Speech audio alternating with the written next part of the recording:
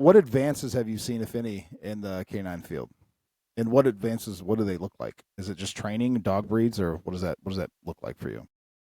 Again, you're going back to, talking about the GWAT and, utilization of canines and just, the knowledge that they experience over there and debriefs and reading up on things. And, that all coincides with law enforcement over here. So, I mean, the guys that, run dogs and things like that, you're constantly, well, at least me, you're reading about different things and you're constantly saying, I guess current with some of the things that are going on.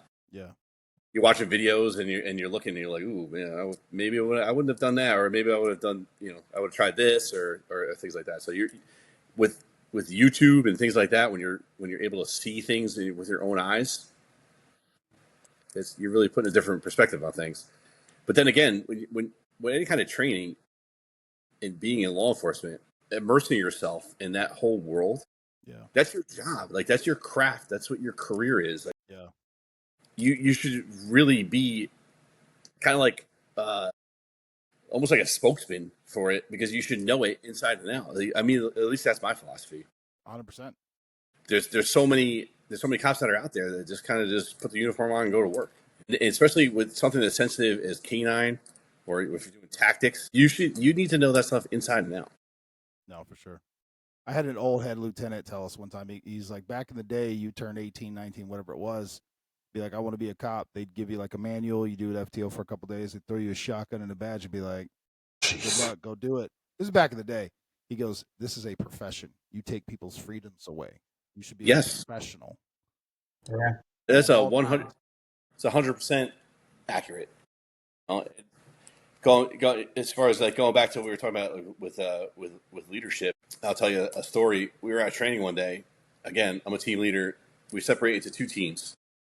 We had 30 plus guys, so now we're taking different runs at one of the places that we're training at. Guy on my team, he zigged when he should have zagged. I guess we'll say that. But we're talking about, we would hot watch the job after we were done and talk about things that we could have been better. My boss lays into this guy, and we're talking about splitting hairs as far as like where he stood or where he moved to like into the part of the room. And he just flames this guy. So me being a team leader, and this guy's on my team, I open my mouth and I stand up for him. It's not like he's going to do this all the time. It's like we did it in training. He turned around, he stuck his finger in my face. I'll never forget this. He said, there is no mistakes made, not even in training. You guys are above that. And I was like, okay. And I just shut my mouth. I didn't say anything after that. But we were at that point. That's at the level we were at. There was no mistakes. There's none. The expectation was so high. The bar was set so high. Every time we had training, it wasn't like, you show up for training, you're scheduled for 8 hours, you do 4, and you go home. Yeah.